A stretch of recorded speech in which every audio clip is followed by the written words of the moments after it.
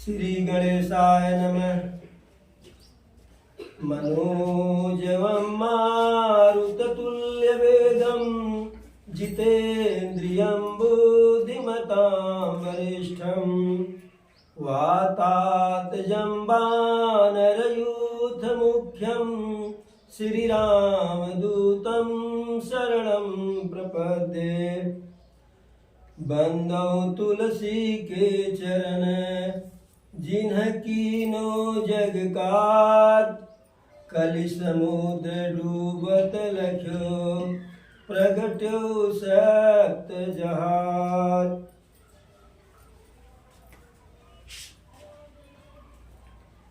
आज की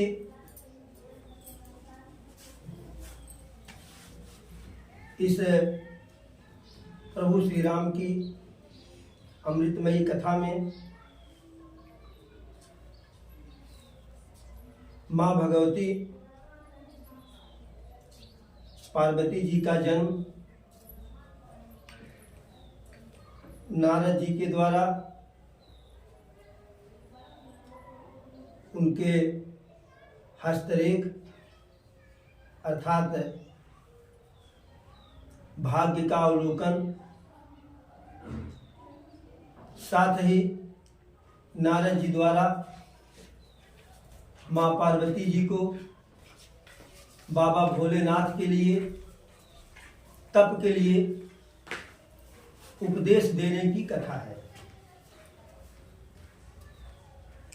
सती मरत हरि सन बरु मागा, जन्म जन्म शिव पद अनुरागा।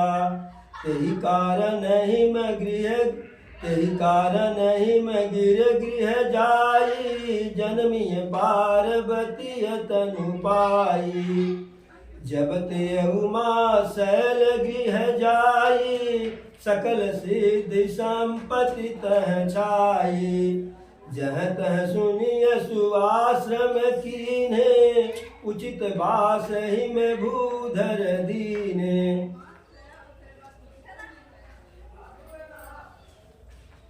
इसके पहले की कथा में मां सती का मोह उनके द्वारा पिता दक्षराज के यहाँ आयोजित यज्ञ में प्राणों की आहुति देना, बाबा भोलेनाथ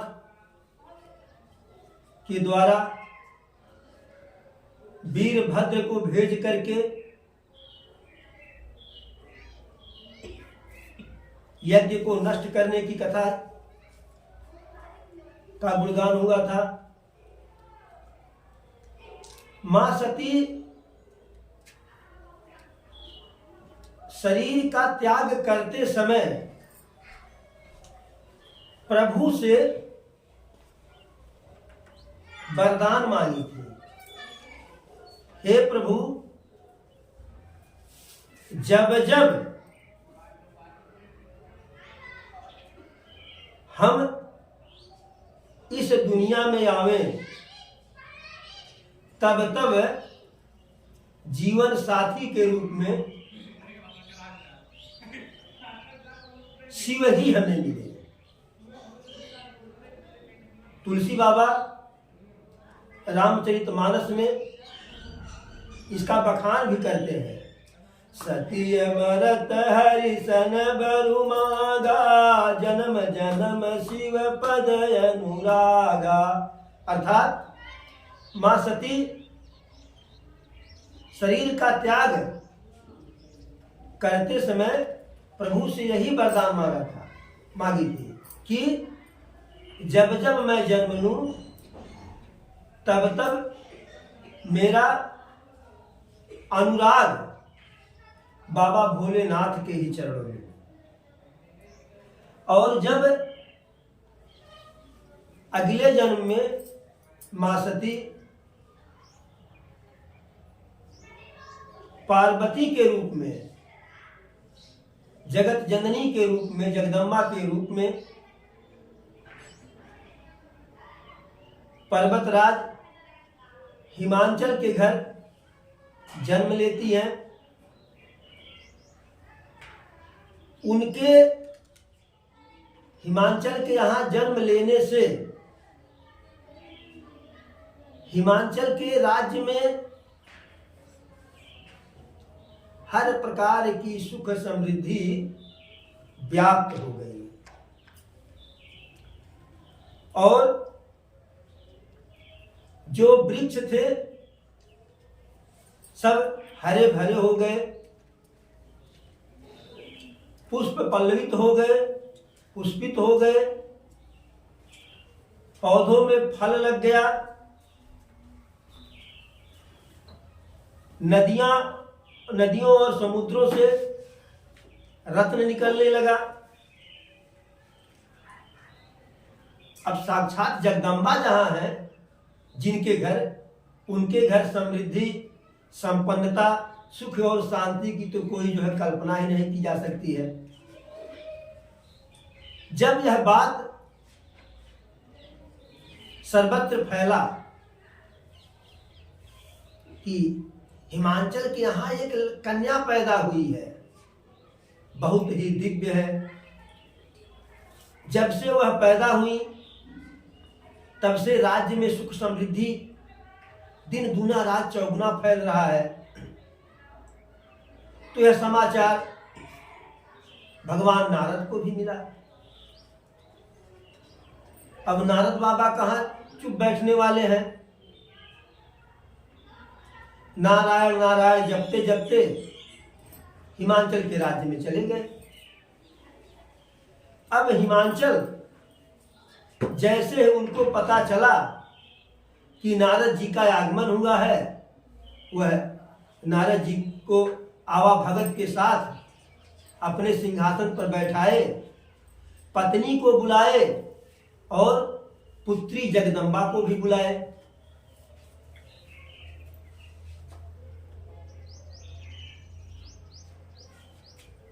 गिरिराज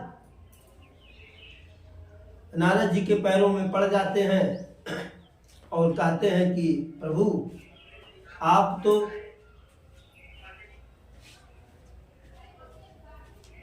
सर्वज्ञ हैं, तीनों कालों के ज्ञाता हैं,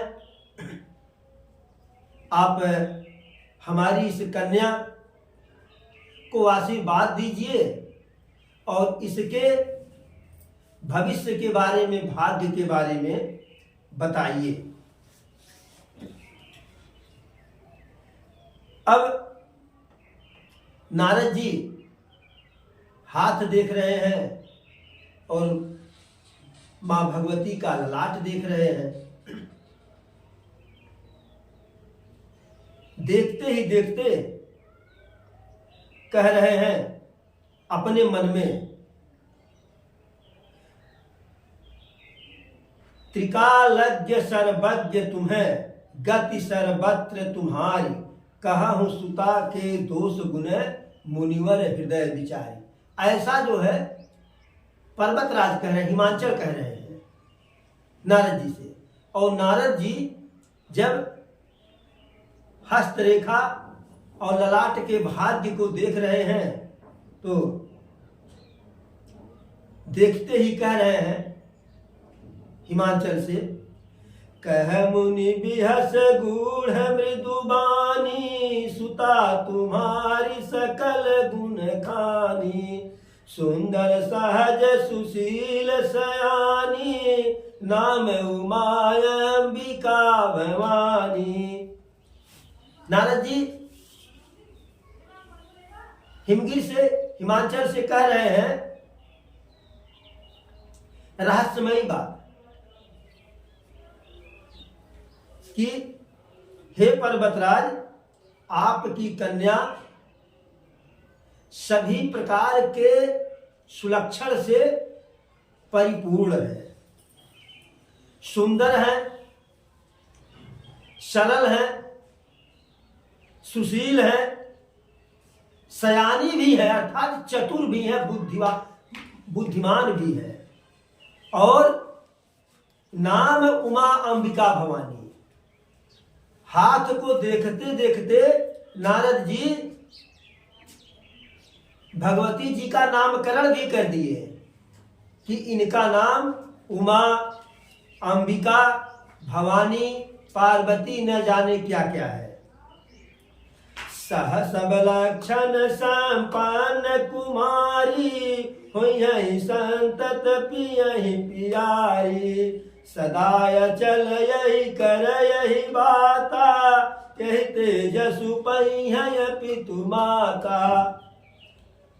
नारद जी कह रहे हैं कि आपकी कन्या सभी अच्छे गुणों से संपन्न है और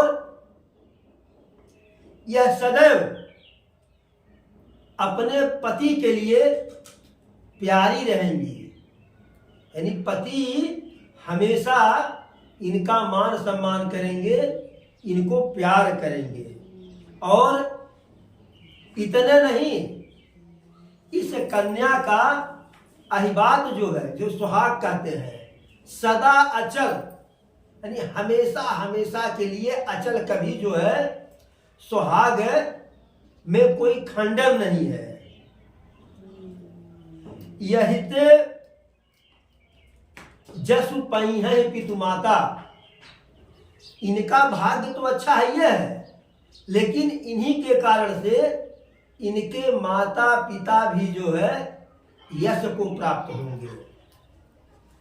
साथ ही यह भी बताते हैं नारद जी कि संसार की सारी स्त्रियां इनके नाम का स्मरण करके पतिव्रता धर्म का पालन करेंगी।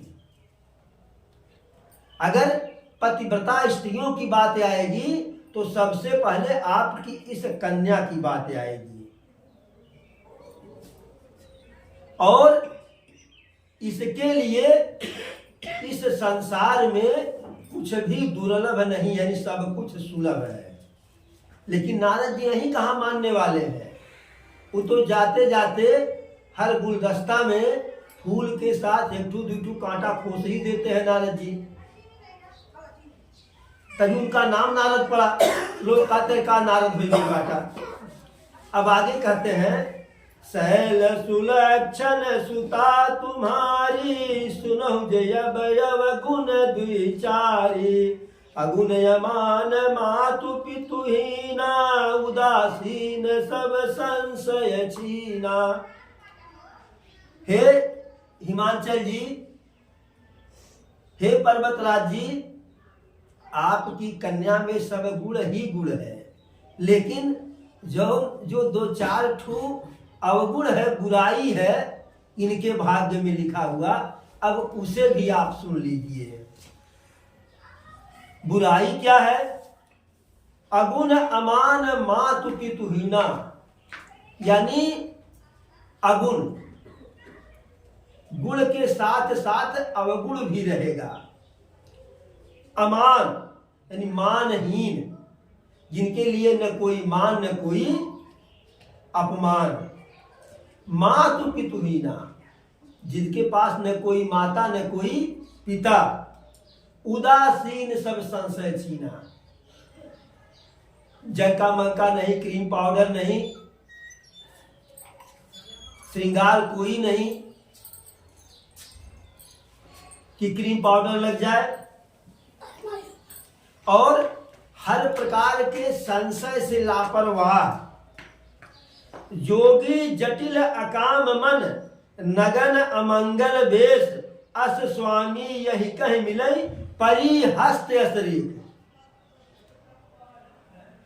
अर्थात जो इनको पति मिलेगा, इनके हाथ में ऐसी रेखा है कि वह योगी होगा, अकाम होगा, यानी निष्काम। उसके हृदय में काम के लिए कोई जगह, वासना के लिए कोई जगह नहीं। नगन, नंग ढंग। अमंगल वेश, वेश ऐसा रहेगा जोगियों जैसा कि जो कोई सामाजिक व्यक्ति वैसा वेशभूषा धारण नहीं करता है।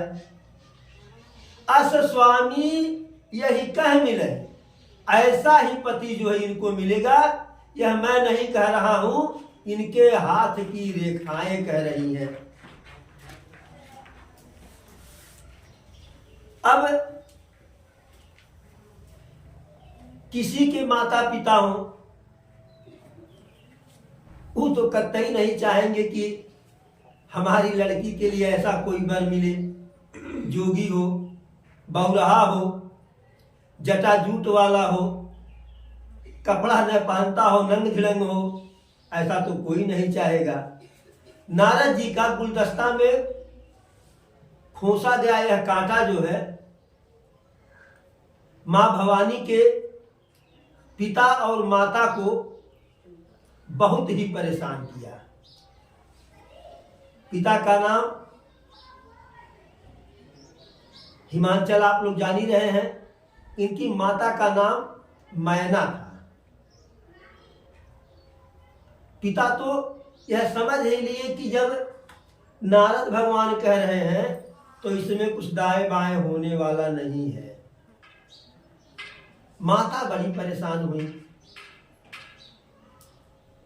जब नारद जी की विदाई हुई वहां से, सब अपने अपने काम में लगे।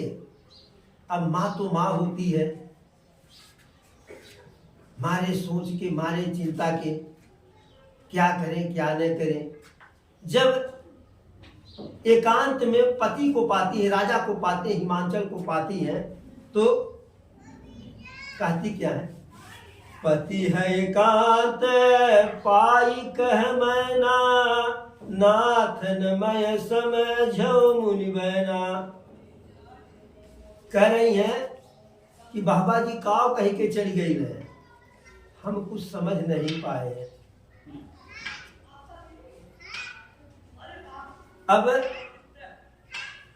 समझने को तो समझ ही रही थी, लेकिन पति से अपनी पीड़ा व्यक्त कर रही थी। आज की कथा यहीं पे, आज की कथा को विराम दिया जाता है। कल पुनः मां पार्वती को नारद जी जो उपदेश दिए हैं शिव के लिए तप का, उसकी कथा कल सुनाई जाएगी। और प्रभु के चरणों में